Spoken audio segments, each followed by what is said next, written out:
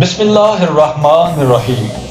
میرا جسم میری مرضی، اپنا کھانا خود گرم کرو، لو بیٹھ گئی صحیح سے، بستر خود گرم کرو، آزاد ہوں، دوپٹہ اتنا پسند ہے تو اپنی آنکھوں پر باندھ لو، عورت بچے پیدا کرنے کی مشین نہیں ہے، میں کروں تو سالہ کریکٹر ڈھیلا ہے، جیسے رنگ برنگے واہیات نعروں والے پوسٹر اٹھائے 36 خواتین کا یہ ٹولہ، خود تو اپنے گھر نہ بنا سکی اور نہ بچا سکی، اب یہ مجبور بے سہارا بے کس فنڈڈ عورتوں کا ٹولہ پورے ملک میں اپنی دکھ کی داستانیں سنانے نکلا ہے۔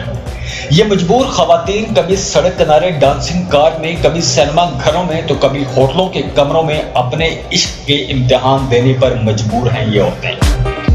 اپنی اسی سوچ کا علم اٹھا کر سڑکوں پر صرف اس لیے ہیں کہ کوئی ان سے پوچھنے والا ہی نہ ہو۔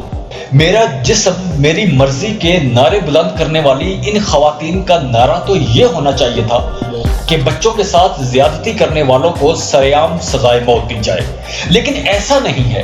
قصور کی معصوم زینب کو زیادتی کے بعد جب قتل کیا گیا تو پورے ملک کا یہی مطالبہ تھا کہ زیادتی اور قتل کرنے والے کو سزائے موت دی جائے اور ایسا قانون بنایا جائے۔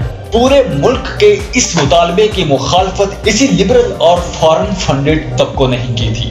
یہ وہ آنٹیوں کا گروپ ہے جس نے پورے زور و شور سے احتجاج کیا تھا کہ زیادتی اور قتل کی سزا پھانسی نہیں ہونی چاہیے۔ اسلام نے بطور مذہب مجھے عورتوں کا احترام کرنا سکھایا ہے۔ پیدا کرنے والی ماں ہو، دل کا سکون بیٹی ہو، غموں کا ساتھی بہن یا زندگی کی ساتھی بیوی ہو، اسلام نے تمام رشتوں کے نہ صرف حقوق بتا دیے بلکہ ان رشتوں کو بھی سمجھا دیا کہ وہ بطور مرد میری بات کیسے مانیں، کس طرح میرے سکون کا خیال رکھیں اور خاندان کے سربراہ کے طور پر کیسے میری خواہشات کا احترام کریں۔ جائز خواہشات، جائز ضد، جائز حکم، لیکن مجھے یہ کہنے میں کوئی شرمندگی، پریشانی یا جھجک نہیں کہ میں عورت مارچ کا حامی ہوں اور مکمل ان کا ساتھ بھی دوں گا۔ مجھے اس مارچ کی حمایت کے بدلے نہ تو ان لبرل آنٹیوں کی طرح امریکہ اور یورپ سے فنڈز کی ضرورت ہے اور نہ ہی یورپ کی شہریت چاہیے، اور نہ ہی مجھے کسی بڑے فورم پر سراہے جانے سے غرض ہے، اور نہ ہی مجھے طلب ہے کہ میری خدمات کے سلسلے میں کسی بینر پر میرا نام چھاپا جائے۔ ہاں، اگر عورت مارچ کرنا ہی ہے تو اس مارچ کا حصہ بھٹے پر کام کرنے والی وہ عورت بھی ہونی چاہیے جو بھٹا مالک کے پاس غلامی میں محنت کرتے کرتے اپنی ساری زندگی گزار دیتی ہے، جو صبح سے لے کر رات گئے تک مسلسل کام کرتی ہے اور اسے نرم بستر بھی نصیب نہیں ہوتا، لیکن افسوس اس عورت مارچ کا کوئی ایک نعرہ، کوئی ایک تقریر، کوئی ایک آواز اس عورت کے حق میں نہیں ہے۔ مارچ کرنا ہی ہے تو پاکستان میں ہزاروں کی تعداد میں غریب بیٹیاں تیزاب گردی کا شکار ہو جاتی ہیں۔ میڈیا کے سامنے تو بہت کم کیسز آتے ہیں۔ آپ پورے ملک کا سروے کیجئے اور صرف امداد یا اپنی این جی اوز کا نام چمکانے کی بجائے ایسے اصل جرت کے نشانوں کو تلاش کیجئے جو تیزاب گردی کے باوجود ہمت نہیں ہار رہی۔ آپ ان کی ہمت بنیے، صرف اپنی تنظیم یا ادارے کا نام بڑھانے کی بجائے ان کا ایسے ساتھ دیجئے، ان کا مناسب علاج کروائیے اور ان کے عدالتوں میں لٹکے کیسز لڑیے اور ان کو فتح یاب کیجئے، اور ان کو فتح دلوانے کے بعد آپ ان کے نام کے بینر بنوائیے اور پھر ان کو عورت مارچ کے ہراول دستے میں شامل کر لیجئے۔ مارچ کرنا ہی ہے تو پاکستان جیسے ملک میں جہاں معاشرتی ناصور ہماری بنیادوں کو کھوکھلے کر رہے ہیں، وہاں ہزاروں بیٹیاں شادی کی عمر گزر جانے کے بعد بالوں میں چاندی سمیٹے گھر کی دہلیز پر منتظر بیٹھی ہیں۔ جہیز کا انتظام نہ کر سکنا ان کے والدین کا جرم بن گیا ہے۔ معاشرے میں صرف اکا دکا لوگ ایسے موجود ہیں جنہیں جہیز نہیں انسان سے مطلب ہے، لیکن اکثریت جہیز کی طلبگار ہے اور مزدوری کر کے 2 وقت کی روٹی کا بندوبست کرنے والے باپ کے لیے جہیز کا بندوبست کرنا ممکن نہیں۔ نتیجہ کیا ہوتا ہے؟ بیٹی کی شادی کی عمر گزر جاتی ہے۔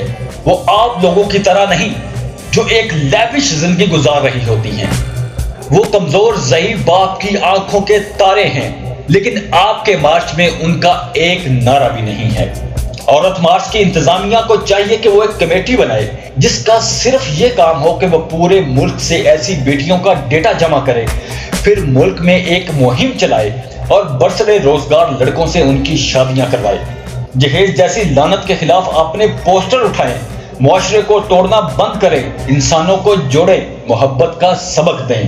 مارچ کرنا ہی ہے تو پاکستان میں لاکھوں ایسی خواتین موجود ہیں جو غربت اور خاندانی حالات کے بعد ورکنگ ویمن بن جاتی ہیں، انہیں دفاتر میں ملازمت اختیار کرنا پڑتی ہیں۔ اس عورت مارچ کے کچھ نعرے، کچھ بینرز ایسی خواتین کے حوالے سے بھی ہونے چاہیے جو ہراسمنٹ کا نہ صرف شکار ہوتی ہیں بلکہ وہ کسی کو یہ بتا بھی نہیں سکتی، صرف اس ڈر سے کہ نوکری ہاتھ سے چلی نہ جائے اور ان کا خاندان سڑک پر نہ آ جائے۔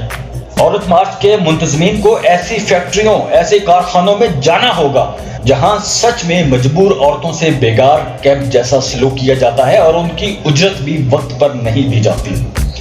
مارچ کرنا ہی ہے تو عورتوں کو وراثت میں ان کا جائز حصہ دلوانے کے لیے مارچ کرے۔